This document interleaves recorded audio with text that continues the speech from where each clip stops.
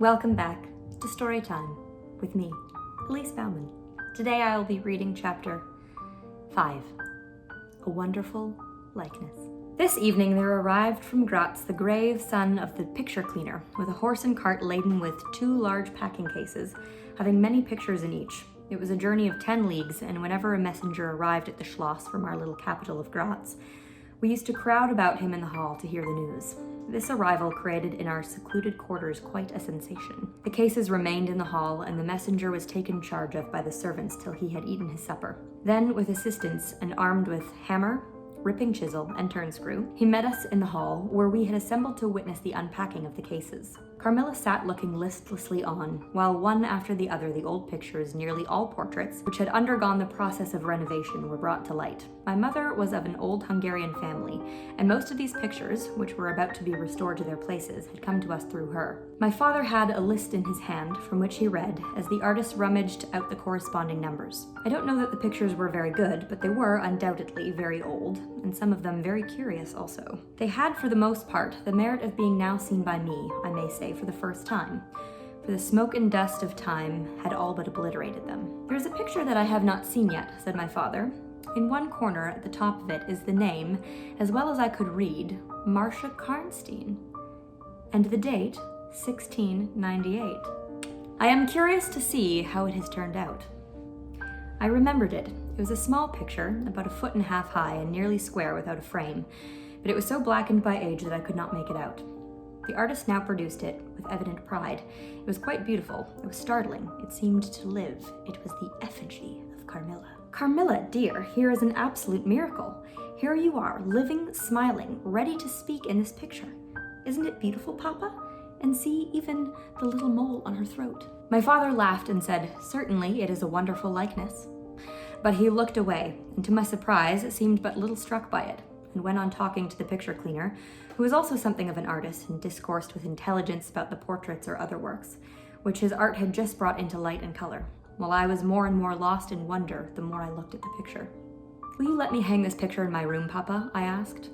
It's a little bold. "Certainly, dear," he said, smiling. "I'm very glad you like it so. Must be prettier even than I thought it was, if it is." The young lady did not acknowledge this pretty speech, did not seem to hear it. She was leaning back in her seat, her fine eyes under their long lashes gazing on me in contemplation, and she smiled in a kind of rapture. "And now you can read quite plainly the name that is written in the corner. It is not Marcia. It looks as if it was done in gold. The name is Marcella, Countess Karnstein. And this is a little coronet over and underneath AD, 1698. I am descended from the Karnsteins, that is, Mama was." "Ah," said the lady languidly.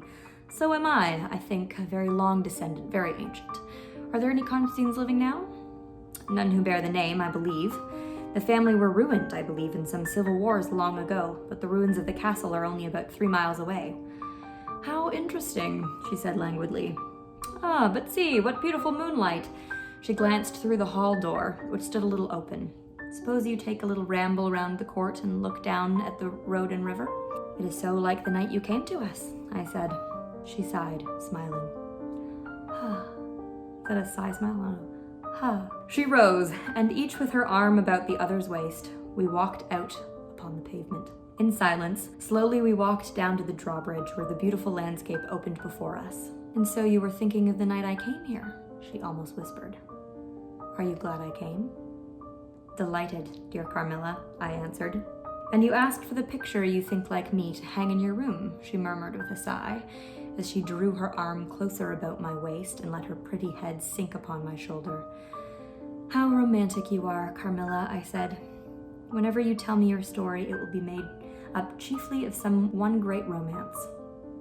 She kissed me silently. "I am sure, Carmilla, you have been in love, that there is at this moment an affair of the heart going on." "I have been in love with no one and never shall," she whispered, "unless it should be with you." Oh my goodness. Scandalous. How beautiful she looked in the moonlight. Shy and strange was the look with which she quickly hid her face in my neck and hair, with tumultuous sighs that seemed almost to sob as she pressed in mine a hand that trembled. Her soft cheek was glowing against mine.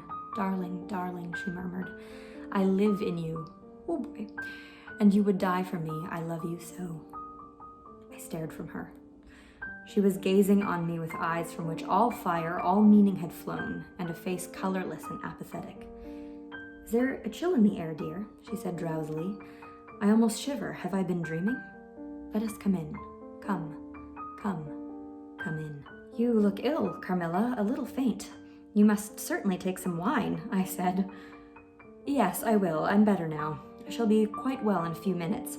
Yes, do give me a little wine, answered Carmilla as we approached the door. Let us look again for a moment.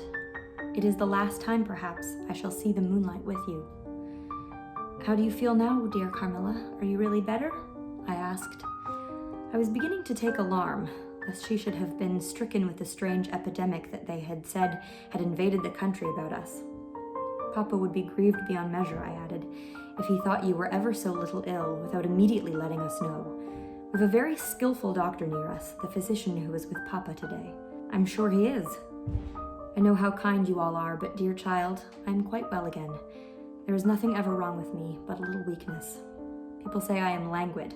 I am incapable of exertion. I can scarcely walk as far as a child of 3 years old, and every now and then the little strength I have falters, and I become as you have just seen me. But after all, I am very easily set up again. In a moment I am perfectly myself. See how I have recovered? So indeed she had, and she and I talked a great deal, and very animated she was, and the remainder of the evening passed without any reoccurrence of what I had called her infatuations. I mean, her crazy talk and looks, which embarrassed and even frightened me. But there occurred that night an event which gave my thoughts quite a new turn, and seemed to startle even Carmilla's languid nature into momentary energy. Ooh, what's gonna happen? Tune in again.